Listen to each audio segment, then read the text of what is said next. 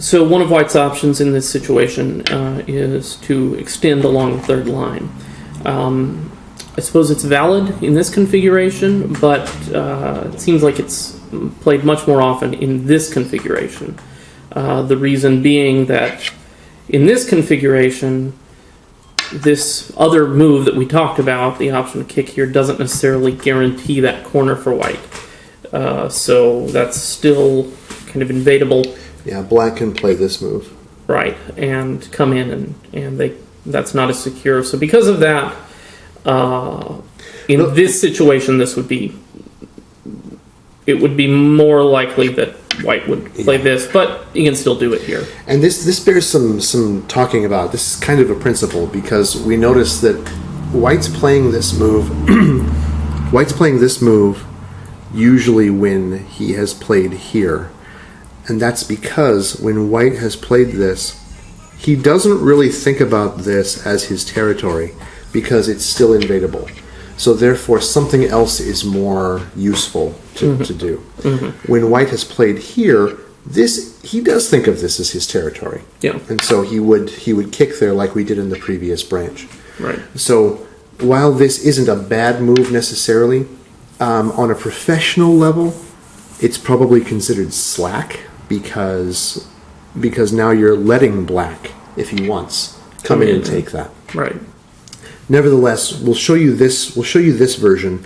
Just keep in mind that that this move here is usually played when White has played high, and that White plays high when he doesn't really consider this to be his territory, when he's just looking to use these two stones to attack. That's the reason. Right. So anyway, so White goes there, extends. Black can't Hane for the reason that we talked about in the other video, but we'll talk about it again here. If he goes like this, we see that White ends up on the peep, and then White ends up having enough room for an eye and getting out. Yeah, and now it's a capturing race between this group, and this group has an eye. If Black decides to jump into the corner, which is fine, he can make this fight a little more complicated, but still in the end, it's going to be this group versus this group, and look how many more stones and eye space this group has than this. So, instead of doing all that... Right. So Black, the point is Black can't Hane there, so he has to just extend along the edge. Try to keep White as closed in as possible. All right, so White says, if you want to keep me closed in, I'll threaten to get out. Yeah, so this is interesting. So what do you think about that move? Like, why that instead of this first? We didn't really talk about that. Well, I think, like I said, if it goes unanswered, if he manages to get out, yeah, these two, it's definitely Sente. These two are separated. This gets a lot harder for either side. This is working with that. I feel like there's still something going on here that this type of thing makes stronger. Any type of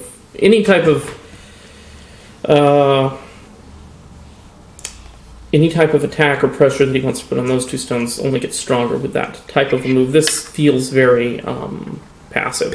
Yeah, no, you're right. Yeah, totally. It feels like it's low. If Black's trying to build a Moyo, then it's giving him just what he wants. It's still adding him. Yep. So really it comes down to Aji, right? Aji and Sente. Which, honestly, as we've been... I don't know about you, but as I feel like as we've been going over these things, Aji, which is leftover trouble, for those of you who don't know, like this creates cuts that can be used later in the game. Aji and keeping Sente, so important. I've really understood that to be more important as we've done this. So the reason for White doing this is because Black needs to play this move, but now look, White has this follow up later in the game. White can play this move, and now he's double peeping. Right. This is. So this reminds me. This is the elephant eye. The elephant eye, right? So this is the reason why the elephant eye is a weak shape, because you can play in the middle. Yeah. You can block it, but then he gets there's no way to keep him from not cutting through one side or the other. So, and the reason that exists is because of this move. So, Right. so that's why white plays this. And really, this is kind of it's a Sente way to force him to yeah, kind of play a bad shape. yeah, exactly. Black has to do it, so black has to play there. So for now, white will Again, continue along this line. I mean, he does, he does have to worry about having enough to right. live. So, Nevertheless, black again can't Hane here because of 2 cutting points, and this is a really bad shape. Beginners might look at this shape for black and think, "Oh, that's okay," but I mean, it's just full of problems. What's black going to do? Is he going to extend here? Then white plays there, and what's going to happen? Here, probably extend. well, or you could get him out. Or get him out, yeah. Right. There's lots of problems with that kind of a shape. Yeah. So this is no good. Instead, black has to extend. And I think we've discussed this principle in the past. 1, 2, 3 jump. That was from Nick Sabicki. Yeah, Nick Sabicki likes to point that out. If you haven't seen his videos, maybe we'll link to it. Nick Sabicki does double-digit Q educational videos. One of the things he likes to talk about is this concept of, at least on the 3rd line, I think, doing, if you've got 3 stones, you can afford to jump. This is too slow, usually. Right, but doing it earlier like that is It's too early. problematic when he pushes through and cuts. So, so that is now, white is now safe enough that he can afford. He doesn't have to respond immediately locally. Right. Also, it's good for white because, remember, the reason black played this shoulder hit was to get a nice big moyo shape. But now we've got this stinking stone here, which looks like it can, jump in or push up. Right. Black still owes a move to erase some of black's potential territory, the reason he played that in the first place. Another good principle in Go is try to be consistent with your objectives. So therefore, black owes a move, and it needs to cover somehow. This is okay. This is a little more active. a little more moyo-ish, right? Protects the corner or the side a little bit better. And that's the end of the Joseki. So, what did white get? Well, it's White's move. He came away with Sente. He came away with probably 6-8 points of territory. And there, as we mentioned, there still is a little bit of Aji. Even I think this, and there's still a little bit of Aji left over for him to take advantage of later in the game. The one downside I would say is that White's corner is still invadable. Sure. Well, that's something black gets. Right. So but white has Sente, so he could technically do this still, Sure. right? Or something along these lines, maybe. But he could use it. It's probably better to use it in a larger move at this point. Or forget all that what I said. Since black has this big thing, white needs to jump in, actually. So white would use his Sente here, probably. So that's good.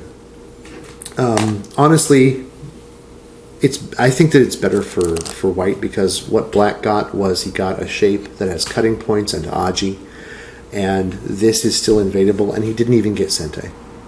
So I think this is better for white overall. Yeah, I guess. I mean, I guess it's really a question of how skillful can black be at using the influence that he's built. If he's good at it, then he could. When you think about territory, this isn't a lot of territory that is still invadable. If if black can turn this into more than this plus this, then this is. Yeah, exactly. So maybe for a much higher level player. Maybe better with influence. Maybe you want to give white some territory so that you can have a fighting shape later. Nevertheless, I think that with the weak points in black's shape, while this is technically a wall, it's a wall with cracks. Yeah, and it's not really as good as black might think. Yeah. So I guess I feel like at our level, we'd probably feel better being white in this situation. Yeah, this is too open for black to really hope for anything. All right.